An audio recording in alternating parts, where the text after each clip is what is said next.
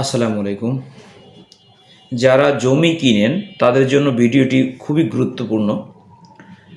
আপনারা জানেন যে আমরা জমি কেনার সময় প্রায়শই আমরা যে কাজগুলো করে থাকি সেটা হচ্ছে যে আমরা কারো প্রতি বিশেষ সম্পর্ক রেখে, অর্থাৎ কোনো আত্মীয় বা কোনো বন্ধুবান্ধব বা কারো বড় ভাই বা এ জাতীয় আমরা অনেক মানুষের প্রতি বিশ্বাস রেখে আমরা যে ভুলগুলো করে থাকি, অর্থাৎ আমরা যখন জমি ক্রয় করে থাকি তখন কাগজপত্র সঠিকভাবে না দেখে আমরা যে মারাত্মক ভুলগুলো করে থাকি সেগুলোর সমাধান আমরা কিভাবে করব, আমরা কি করলে আমরা হচ্ছে যে সেই জায়গা থেকে আমরা বের হয়ে আসতে পারবো এবং সঠিক জায়গাটি নির্ধারণ করতে পারবো, নির্বাচন করতে পারবো এবং আমাদের জমিতে কোনো সমস্যা আছে কি না সেটা আমরা নির্ধারণ করতে পারবো।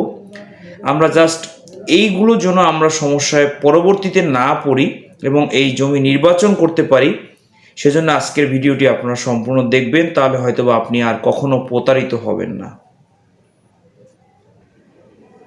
অন্যথায় আপনি কিন্তু প্রতারিত হতে পারেন। সুপ্রিয় দর্শক, প্রথমে একটা জিনিস মনে রাখবেন, যারা আপনারা জমি ক্রয় করবেন, জমির ফার্স্ট যে ক্রাইটেরিয়া, অর্থাৎ আপনি জমি কিনতে গেলে যে বিষয়গুলো আপনাকে প্রথমেই খুব ভালোভাবে নজরে রাখতে হবে এবং সেটি হচ্ছে, ফার্স্ট হচ্ছে আপনি জমি যেখানে সেখানে আপনি সরেজমিনে গিয়ে দেখবেন, অর্থাৎ আপনি সশরীরে আপনি সেখানে যাবেন এবং সেখানে জমির অবস্থান দেখবেন এবং শুধু দেখবেনই না, সেখানে আপনার যারা প্রতিবেশী আছেন ওইখানে, অর্থাৎ ওই জমির চারপাশে যারা আছেন তাদের সাথে কথা বলবেন এবং তাদের কাছ থেকে শুনবেন যে আসলে জমিটি কার, যে ব্যক্তি আপনার কাছে জমিটি বিক্রয় করতে চাচ্ছে এবং আপনি যে জমিটি ক্রয় করতে চাচ্ছেন আসলে সেই জমিটি যিনি বিক্রি করতে চাচ্ছেন তার কিনা। এটা হচ্ছে ফার্স্ট। আমরা কিন্তু অনেক সময় একটা ভুল করে থাকি, সেটা হচ্ছে যদি কেউ আমাদের কাছে জমি ক্রয় করতে আসে তাহলে আমরা কি করি, প্রথমেই তার কাছ থেকে একটি এক সেট কাগজপত্র নেই এবং সেই কাগজপত্র আমরা জাজ করতে দিই। আমরা আমাদের পরিচিত মোক্তার বা যিনি অ্যাডভোকেট থাকেন অথবা যারা কাগজপত্র বুঝেন তাদের কাছে নিয়ে সেই কাগজপত্র নিয়ে যাই, যার ফলে কিন্তু আমাদের একটা বিশাল একটা মিস্টেক তৈরি হয়ে যায়।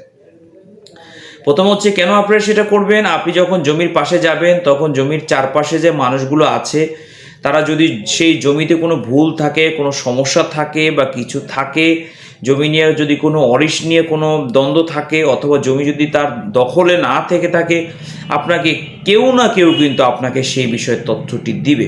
তাহলে আপনি ফার্স্ট কি করবেন, কাগজপত্র কোনো কিছু যোগাযোগ করার আগে যিনি বিক্রয় করবেন তার সম্পর্কে তার নামটি ভালোভাবে জেনে সেই সরজমিনে সেই জমির কাছে যাবেন এবং জমির কাছে গেলে আপনি যখন জিজ্ঞেস করবেন যে ভাই এই জমিটি কার, জমিটির কী অবস্থা, জমিতে কোনো সমস্যা আছে কি না, জমিটি এবং এখানে কত করে শতাংশ বা কাঠা বিক্রি হতে পারে, এই ধরনের একটি ধারণা প্রথমে নেবেন। যদি সেখান থেকে আপনি পজিটিভ কোনো নিউজ পান, পজিটিভ কোনো সাইট পান, যদি মনে করেন যে এই জমিতে কোনো প্রকার সমস্যা নেই, তখন আপনি ওই জমি বিক্রেতার সাথে আবারও কথা বলবেন এবং তার কাছে আপনি কাগজপত্র চাইবেন। এরপরে কিন্তু আপনি কাগজপত্রের পালা। তারপরে কাগজপত্র কি কি নেবেন এটা যদি আপনি একটু শুনে নেন। প্রথমে নেবেন আপনি হচ্ছে, যদি জমি উনি সাব কবলায় কারো কাছ থেকে নিয়ে থাকেন তাহলে অবশ্যই তার কাছ থেকে দলিলের ফটোকপি নেবেন এবং যদি উনি এই জমি প্রত্যেক সূত্রে পেয়ে থাকেন তাহলে অবশ্যই একটা ওয়ারিশ বন্টননামা আছে, সেই বন্টননামাটি নেবেন। এরপরে এর সাথে সাথে সিএস, এসএ, আরএস, বিএস এই পর্চাগুলো, খতিয়ানগুলো নেওয়ার চেষ্টা করবেন। যদিও আপনি সিএস নাও থেকে থাকে, এসএ এবং আরএস এবং বিএস চারটি খতিয়ান অবশ্যই আপনি নেবেন, এইটা ভুল করা যাবে না। সম্মানিত শ্রোতা, একটু বলে রাখি যে গত কয়েকদিন আগে আমি ধামরাই এসিল্যান্ড অফিসে এবং একটি ইউনিয়ন ভূমি অফিসে গিয়েছিলাম। সেখানে সূক্ষ্মভাবে এমনভাবে জালিয়াতি করেছে যে সেখানে দেখা যায় যে এসে জমি খাস এবং আপনার হচ্ছে আরএস এবং বিএসএ জমি আপনার দখলীয় দেখাইছে, অর্থাৎ মালিকানাধীন দেখাইছে। হ্যাঁ, ভোগ দখলীয় দেখিয়েছে তারা। তো এটা যে কত বড় সূক্ষ্ম জালিয়াতি, এটা আপনি সরজমিনে না গেলে বুঝতে পারবেন না। এই জন্য এই 4টা, বিশেষ করে 3টা পর্চা অবশ্যই নেবেন, খতিয়ান নেবেন, এবং জমির দলিল এটা অবশ্যই ফটোকপি নেবেন। খাজনা খারিজের খাজনার কাগজ নেবেন, যে তিনি যে এই জমির উপরে যে খাজনা দিয়েছেন সেই কাগজ নেবেন। এটি নেওয়ার পরে আপনারা যদি কোনো পরিচিত আইনজীবী অথবা কোনো ভূমি এই কাগজপত্র বুঝে এই ধরনের যদি কেউ থেকে থাকেন, অবশ্যই তাকে প্রথম দেখাবেন।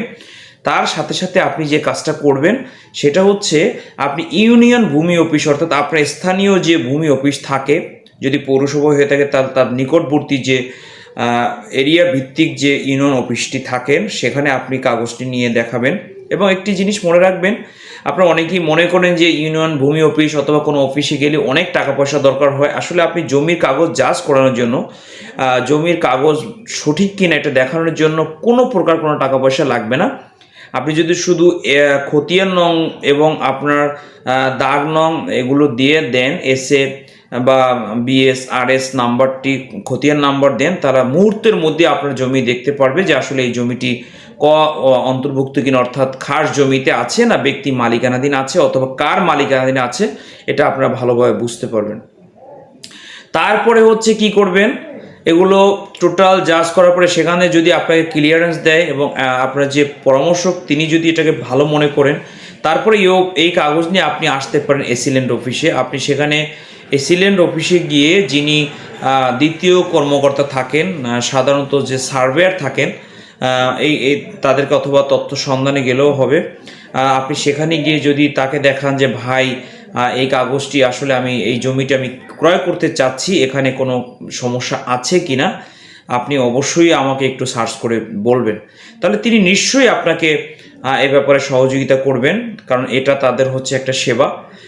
তো তখন আপনি বুঝতে পারবেন যে আসলে এই জমিতে কোথাও কোনো সমস্যা আছে। আসলে দুঃখের সাথে বলতে হয় যে আপনি যদি একটি মাত্র অফিসে যান, ওই অফিসকে যখন দালালরা থাকে অনেক ভুয়া কাগজপত্র তৈরি করে, তারা অনেক সময় আপনাকে হেরফের কথা বলতে পারে। কিন্তু আপনি যখন একাধিক অফিসে যাবেন এবং নিজের যে আইনজীবী অথবা পরামর্শক থাকবেন, যিনি বিজ্ঞ লোক থাকবেন জমির বিষয়ে, তিনি যদি আপনাকে এই বিষয়ে সব কিছু মিলিয়ে যদি আপনি একটা ক্লিয়ারেন্স পান, তাহলে কিন্তু আপনি জমিটি খুব সুন্দরভাবে ক্রয় করতে পারবেন। অথবা আপনি কিন্তু এই জমিটি নেবেন না যদি আপনি জাজ করতে না পারেন কারো আত্মীয়র কথায়, কারো বড় ভাইয়ের কথায়, কারো বন্ধুর কথায়, কারো ভাইয়ের কথায়, বা কারো নিকট আত্মীয়র কথায়, যে না আমি কাগজপত্র দেখেছি, কোনো সমস্যা নাই, তারা এত বছর যাবত এটা আছেন ওটা আছেন। এটা কিন্তু আপনি, এবং সাথে সাথে আপনি চাইলে একটা নকশাও উঠিয়ে নিতে পারেন, নকশাও মিলাতে পারেন, ইত্যাদি ইত্যাদি কাজগুলো যদি আপনি সম্পন্ন করতে পারেন, তাহলেই আপনি একটা নির্ভেজাল জমি ক্রয় করতে পারবেন। অন্যথায় কিন্তু আপনি জমির পরিবর্তে মামলা কিনবেন, আপনি ঝগড়া কিনবেন, মারামারি কিনবেন, হত্যা কিনবেন, আপনি কিন্তু কোনোদিনও শান্তি পাবেন না। কাগজকে বলা হয় জমির মা। এই কাগজ যদি জমি ঠিক না থাকে, আপনি জমি কখনোই ভোগ দখলে রাখতে পারবেন না। এবং এই জন্য আপনারা এই প্রত্যেকটা সেক্টর, অর্থাৎ আমি যতগুলো কথা বললাম, এসিল্যান্ড অফিস, ইউনিয়ন ভূমি অফিস এবং আপনার যে বিচক্ষণশীল যে ব্যক্তি থাকবেন, সব কিছুর কাছ থেকে যখন আপনি পজিটিভ কোনো সাইট পাবেন, তখনই আপনি শুধু এই জমি অবশ্যই ক্রয় করবেন। এবং তাদের ওয়ারিশদের কাছ থেকেও আপনি চাইলে আরেকটু তথ্য নিয়ে দেখতে পারেন যে এই জমির মধ্যে কোন ওয়ারিশদের অংশ আছে কিনা। ধন্যবাদ সবাইকে। যদিও ভিডিওটি একটু দীর্ঘ হয়েছে, তারপর আপনাদের সচেতনতার জন্য, অনেক সময় জমি কিনতে গিয়ে আমরা অনেক বড় বড় ভুল করে থাকি, সেটা যেন আর না ঘটে সেজন্য সবাইকে সজাগ করার জন্য এই ভিডিওটি তৈরি করা হয়েছে। সবাই ভালো থাকবেন, সুস্থ থাকবেন, এবং যারা আমার ফেসবুক পেজ থেকে দেখছেন তারা অবশ্যই আমাকে ফলো দিয়ে আমার সাথে থাকবেন, এবং যারা ইউটিউব থেকে দেখছেন তারা অবশ্যই সাবস্ক্রাইব করে এবং বেল বাটন যে আইকন আছে সেটা অন করে পরবর্তী ভিডিও দেখার জন্য অপেক্ষায় থাকবেন। সবাইকে শুভেচ্ছা। আসসালামু আলাইকুম।